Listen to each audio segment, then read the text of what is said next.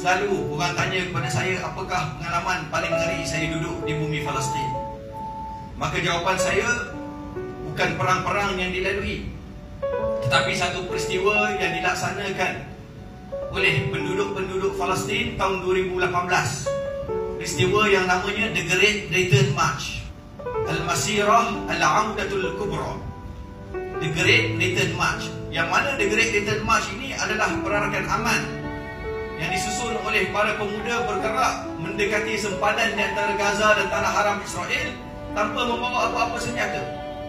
Tujuannya apa? Tujuan dia ialah duka citanya untuk menjentik hati umat Islam, cakna semula tentang isu Palestin, dengan sebab mereka mula melupakan Palestin selepas perang 2014. Maka para pemuda ini mereka bergerak dengan puluhan ribu jumlah mereka mendekati sempadan-sempadan di antara Gaza dan tanah haram Israel tanpa membawa apa-apa senjata.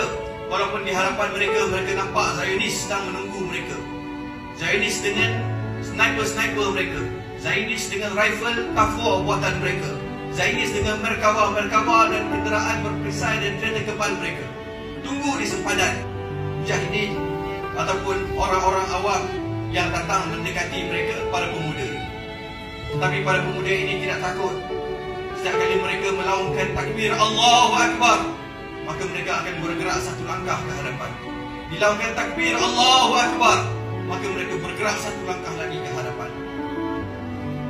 Sesekali kita mendengar panggilan dan sorakan syahid, syahid, bermakna ada pemuda yang tumbang telah ditembak oleh Zionis Israel.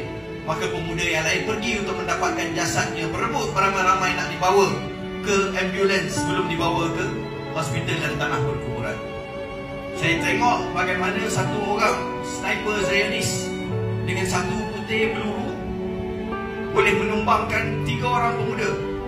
Ditembak pemuda yang pertama, tembus kakinya, masuk ke dalam kaki pemuda yang kedua yang berada di belakang. Tembus kaki pemuda yang kedua, masuk ke dalam kaki pemuda yang ketiga. Barulah ketiga-tiga pemuda tersebut tumbang. Saya kebetulan berada di belakang pemuda yang ketiga. Ketika itu Zionis menggunakan satu peluru yang khas untuk menembak orang-orang Palestin yang dinamakan sebagai butterfly bullet. Tetapi sebab apa dinamakan butterfly bullet? Sebab bullet ini, peluru ini, dia akan masuk ke dalam batang tubuh orang yang ditembak, baru dia akan terbuka dan dia berpusing seperti butterfly, mengoyakkan segala organ-organ dalaman dan memusnahkannya sebelum keluar daripada batang tubuh tersebut.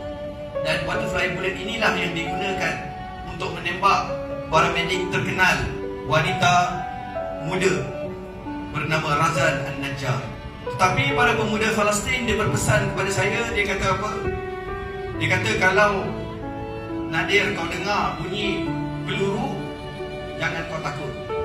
Sebab kalau kau dengar bunyi peluru, maksudnya peluru itu tidak ditujukan untuk kau.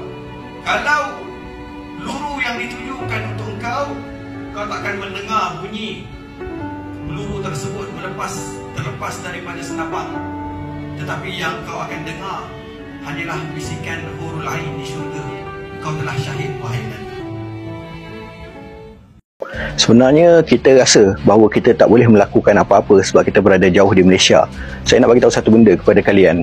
Bila ada saja internet dan ada saja elektrik di bumi Gaza, mereka yang berada di sana, kawan-kawan kita di Cinta Gaza Malaysia, di tempat-tempat yang lain, apa yang mereka akan hantar kepada saya? Mereka akan hantar video-video kita berdemonstrasi, mereka akan hantar gambar-gambar kita berceramah, mereka akan hantar kepada kita bagaimana kita menampakkan solidariti kepada mereka, doa-doa kunut nazilah yang kita baca. Maksudnya apa? Maksudnya apa yang kita lakukan itu sebenarnya memberikan kesan yang sangat besar kepada mereka. Mereka rasa bahawa ada lagi orang Islam yang berada bersama-sama dengan mereka. Jadi itu adalah sumber kekuatan mereka. Sebab tu saya nak sebutkan 3 benda yang kalian boleh lakukan untuk pastikan isu Palestin tidak mati di dalam hati kita masing-masing. Pertama sekali, kita biasa sebut tentang derma, kita biasa sebut tentang doa. Itu kena lakukan dan kena diteruskan. Yang kedua, kalian kena sebarkan di media sosial kempen-kempen yang kita lancarkan ketika ini. Kita dah lancarkan Israel Koyak 2021, kita sambung dengan Israel Cuak 2023. Selepas daripada ini, kita akan lancarkan Time for Intifada pula. Nampak macam kesannya kecil, Tetapi bila mana engagement kita dah lebih 20 juta orang pada hari ini, maksudnya ia memberi kesan dan orang muda khususnya mula mengambil tahu tentang isu Palestin. Dan yang terakhir sekali, kalian kena banyak membaca, kena banyak mengkaji, kena banyak mengikuti kami di laman-laman Telegram dan sebagainya, sebab kalian kena sentiasa disuntik dengan cerita-cerita, dengan berita apa yang sedang berlaku di sana. Barulah hati-hati kita akan sentiasa hidup dan perjuangan Palestin akan menjadi sebati dalam diri kita masing-masing, insya-Allah.